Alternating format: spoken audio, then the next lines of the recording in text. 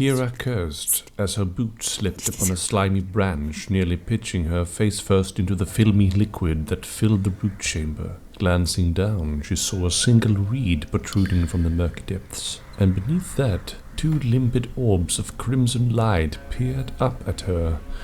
The lurking Orruk burst from the water in a single smooth motion, hissing in triumph as its spear punched out to impale Kira through the throat. It would have done just that, had not the Dark Earth warrior already been moving. The guttural growling in the back of her mind had barked out a subliminal warning that she obeyed without question. She ducked the strike, felt the jagged spear tip brush across her scalp, and answered with a hacking blow from her right-hand axe that opened the Orruk from belly to yaw. A quick glance about confirmed the ambush. A half-dozen creatures lopping out of the mists on either side of her pack, eyes alight with eager malice. "We are surrounded," said the shaman Blackwing. "The spirits honor us this day with a worthy challenge." A time of savagery and bloodshed has come upon the mortal realms. An age of red-toothed fury, beholden to no laws but those of the merciless wild. The era of the beast. The immense predator mountain, known as the Beastgrave, has been shattered, pulled apart by god-summoned magics. Its demise surely hastened by the warring factions fighting their bloody skirmishes within its rocky innards. Many of these warbands perished along with their prison, but others yet endure. The bloody struggle for survival and dominance goes on. In its death throes, the great edifice revealed ancient tunnels long forgotten, realm-spanning passageways that allowed a fortunate few to escape the cataclysmic death of the Beastgrave and enter a new and equally fearsome environment. The tangled underworlds that run far beneath the ravenous forest known as the Gnarlwood. These labyrinthine root halls, fashioned from the gargant-sized roots of carnivorous trees, are home to all manner of flesh-eating beasts. Gibbering monsters slither in pools of fetid swamp water, while serpentine horrors wind their way through the undergrowth towards their unsuspecting prey. Even the flora here is more beast than plant. The relentless ferocity of Gur twists every living entity into a carnivorous monster, possessed of no desire beyond the need to rip and tear its victims to shreds. And yet even in this nightmarish living labyrinth, there are incredible secrets to uncover. The shattered halls of a starborn vessel, filled with cosmic secrets beyond imagining, and relics of long-lost civilizations buried for centuries in mud and blood. Such wonders might transform a warrior into a living legend, or forever change the balance of the great wars that ravage the mortal realms. Yet, laying claim to them will be no simple task, for the Gnarlwood does not gladly give up its secrets, and the winding tunnels of its root halls are home to the mouldering bones of 1,000 doomed adventurers.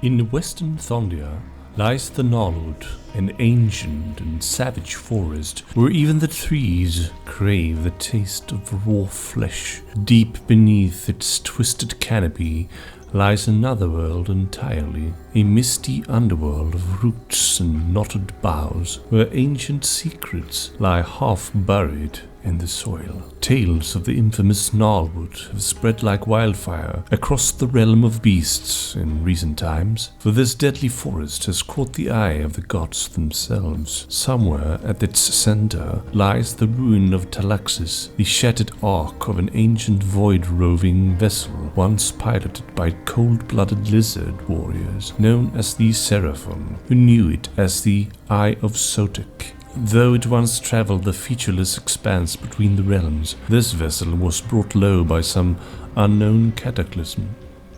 It is said that within the mysterious structure are treasures that could alter the very fate of the realms, cosmic devices of godlike power that can transform reality in the blink of an eye, or pull apart the fabric of time itself. Many would kill to lay their hands upon such wonders, and countless adventurers have braved a deadly journey across the savage expanse of the mega-continent Thondia to reach the Gnarlwood. Some are driven by pure avarice, others by a desire to make the realm safe for mortal kind, or keep the ravening runes' deadly secrets from the hands of those unfit to wield them. Yet more simply anticipate a terrible bloodbath beneath the trees. In this, the latter will not be disappointed. No place better embodies the rampant animalistic fury of Gur than the Gnarlwood. Its menagerie of murderous denizens is driven by a single-minded need to devour raw flesh, and encompasses every conceivable nightmare. Skittering arachnids the size of horses contest the choicest killing grounds with lumbering muscle-bound ursines, and slithering swarms of twin-headed serpents whose fangs drip with acidic toxins. Even the trees are themselves alpha predators, tearing free of the soil at night to hunt for sleeping prey. These gnarl oaks are perhaps the forest's most infamous horrors, for their constant search for blood and meat ensures that the forest is ever moving, shifting day by day, so that would-be explorers soon find themselves stumbling through the undergrowth, lost and exhausted, unable to find a path forward or a way out of their living prison. The picked clean bones of previous unfortunate souls carpet the floor of the Gnarlwood. Every crunching footstep is a reminder of one's inevitable and gruesome fate. Embroiled in their murderous struggle for resources and dominance, few of these warbands contesting the surface territories of the Gnarlwood realize that far beneath their feet lies another world entirely, a misty labyrinth of knotted and veiny tree limbs, a cramped and winding warren that runs like a scorpion nest across almost the entire expanse of the forest. This hidden underworld possesses its own bizarre ecosystem of predators, no less rabidly aggressive than those who dwell above. There are explorers trapped here too, bold and doomed souls that have stumbled into the Gnarlwood's tangled root holes in search of buried treasures, and must now face a hellish odyssey to escape this organic dungeon. The root holes were not crafted by sapient beings, but formed by the Gnarlwood's relentless quest for sustenance. Only the greatest and most ancient of gnarl oaks no longer roam the forest. These predator trees have gorged themselves so fully upon the blood of trespassers into their territory that mere mortal ichor no longer sates their hunger. In any case, they are too vast and slow to hunt for prey. Instead, they must seek the oily lifeblood of Thondia itself. They thrust their massive roots deeper and deeper into the crust of the realm, drinking the liquids that flow therein. In doing so, they tear open tunnels and caverns, forming a hidden underworld of gnarled wood and soil. To walk here is to experience the uncanny sensation of being in the innards of some enormous beast. Above and below, the walls are formed from twisted, interlocking branches, wet with grime and crawling with insectoid vermin. Within, one can feel the rhythmic pulsing of gnarl-oak roots drawing liquids from the deep earth, a sound that eerily resembles a pounding heartbeat. This cavernous environment hosts its own unique array of predatory beasts, which wallow in the pools and misty marches created as rain, mud and blood trickles down into the root holes from the land above. Bloated amphibians and coiling serpentine beasts lurk in waiting for those who find their way down into their strange domain. Though too slow to actively pursue human-sized prey, the gnarl-oaks that form the living tunnels and the root holes are still capable of sending out lashing vines or parasitic creepers to snatch the unwary, dragging them into the walls to be slowly devoured. And yet, just like the lands above, there are secrets within the root holes that are worth risking one's life and soul for. Fragments of the ravening ruin have somehow survived its catastrophic descent and still retain their fearsome power. These scattered relics of the Seraphon and their mysterious masters, the Old Ones, now lie buried or half submerged by pools of stinking swamp water. so too have the ravenous excavations of the elder Gnarlwood unveiled a host of shattered ruins dating back many centuries, the solemn remains of ancient civilizations long overtaken and devoured by the Gnarlwood's rapid expansion, each home to their own foreboding secrets. There are riches and glory beyond, imagining to be earned in this gloomy, living dungeon, if one can survive the wrath of its ferocious denizens.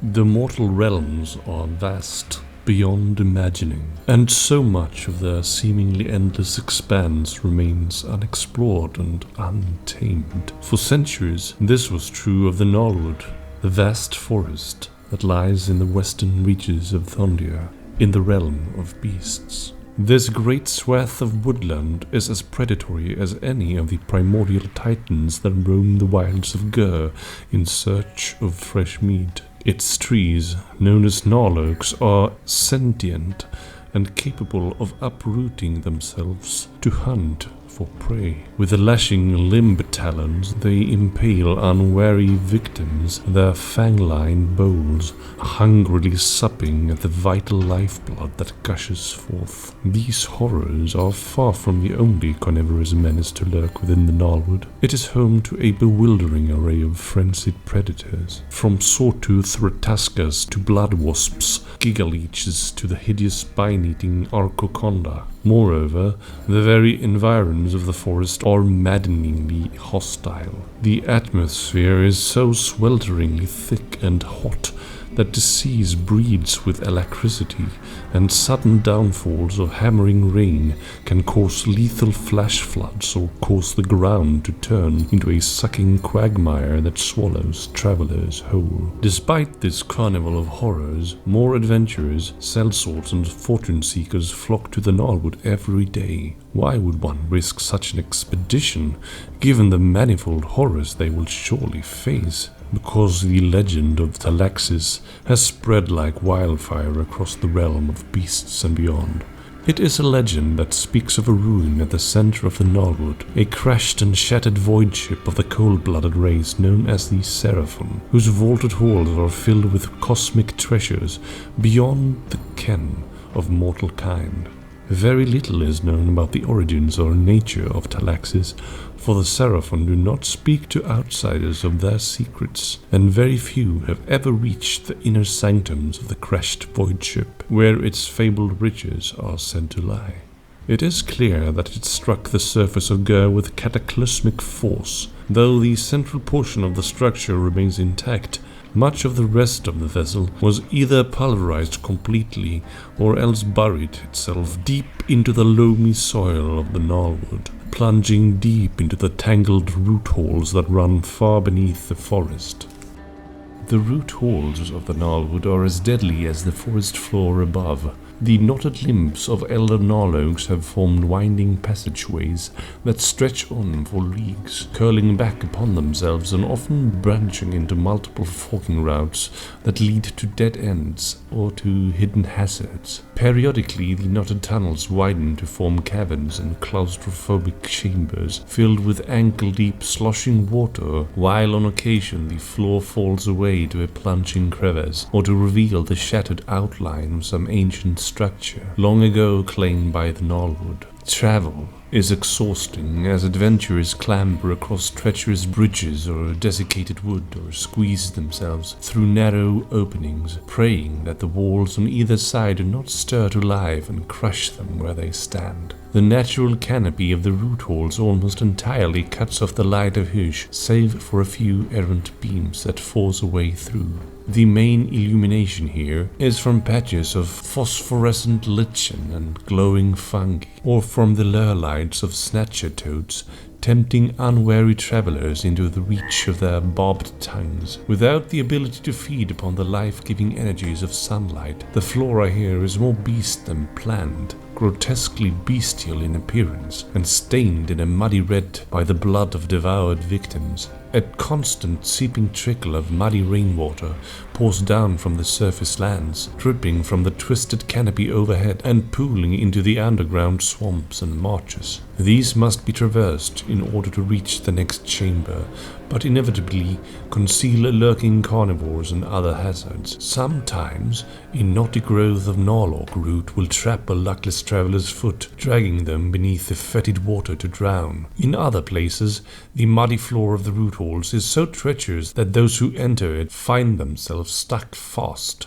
helpless prey for enterprising predators. This slow deluge ensures that the root holes are almost always humid, their walls slick wet to the touch. Drifting mists obscures pitfalls and lurking predators alike, a hazard only exacerbated by the cruel boy aurochs that have claimed several sections of the root holes, filling them with toxic gases that choke and burn. These grimly majestic chambers house uncountable dangers, but they also safeguard treasures from a time long forgotten. Broken cigarettes and shattered sections of talaxes have speared their way deep into the earth, and many might judge the treasures they contain to be worth the harrowing odyssey through this gloomy underworld. These are not the only relics that intrepid fortune seekers might uncover. In the deepest places lie the shattered remnants of kingdoms and tribal cultures dating back to the age of myth, long ago consumed by the Gnarlwood's rapid expansion, swallowed up and overrun by rampaging gnarlogs.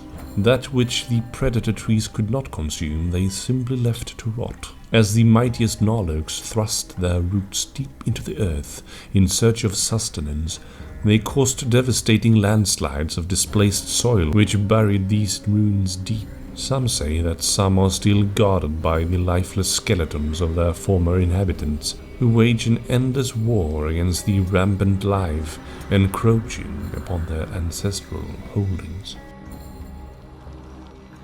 The Predator Mountain, known as the Beastgrave, lies sundered and broken, brought low by a cataclysmic wave of magical energy. As the great edifice collapsed in upon itself, it revealed a warren of ancient tunnels that spanned the vastness of the realm of beasts. Not even the tribal elders of Lendu knows how many lives were claimed by the immense mountain known as the Beastgrave before it was finally sent crumbling to the ground.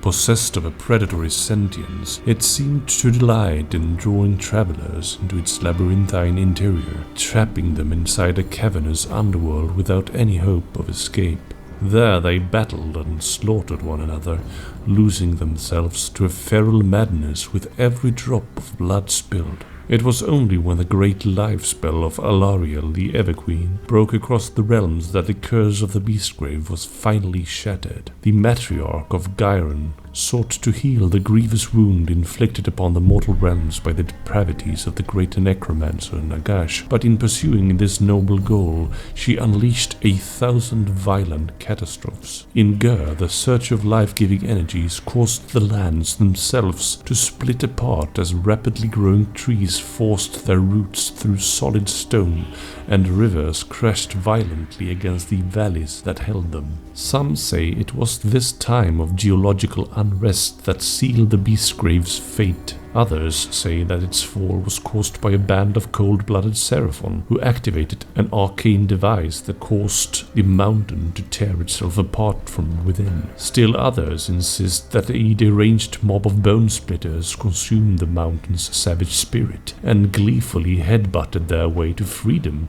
as the Beastgrave collapsed around them. The truth may never be known. There is one fact that cannot be denied. The Beastgrave lies in ruins. No longer does the Predator Mountain project an aura of frenzied ferocity that infects all who pass beneath it. No longer do scrawled rune marks and beast totems indicate hidden entrances into its labyrinthine guts. These entrances have been sealed beneath thousands of tons of stone. Many of the warbands who once prowled the tunnels and caverns of the Beastgrave were slain in that same avalanche, but a fortunate few endured. The mountain's death throes not only sealed it from above, but tore open ancient seams in its foundation. Even the silent people that once guarded Beastgrave had long ago forgotten the existence of these winding tunnels that bored through the bedrock of Gur. It was through these passages that the mountain's inhabitants made their escape,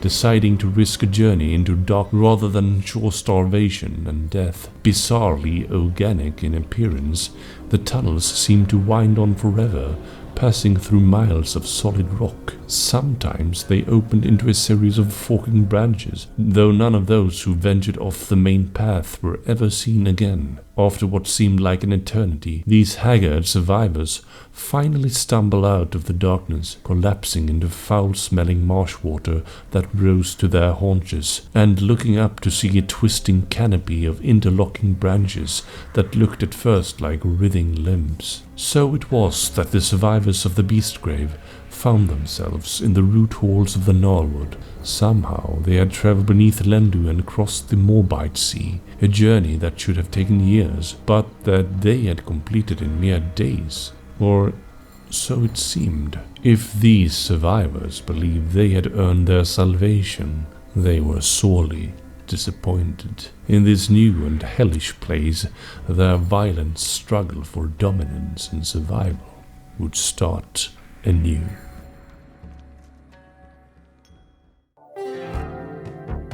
This is Mats again, chiming in to thank you for watching the video. Please don't forget to subscribe, like and comment, and to not miss out on future content, ring the bell as well. And if you really liked this video, feel free to click the thanks button just below this video. And if you want to support me even further, you can now become a channel member and claim the title of Critical Focus Fan. Until next time, take care, bye.